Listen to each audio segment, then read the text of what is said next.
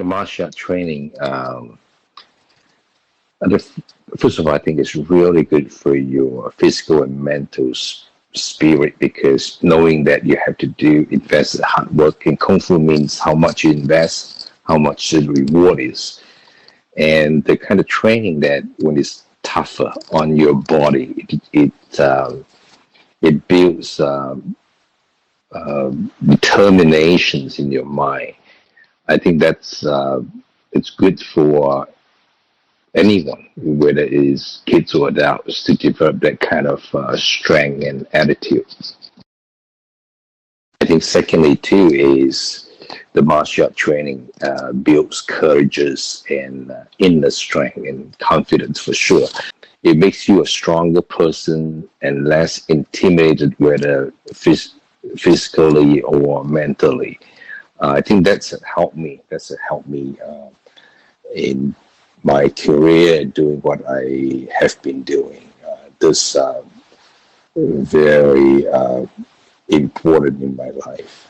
Because personally, I think I have decided to devote my life into Kung Fu, and I think I have made a decision at a younger age that this will be my career.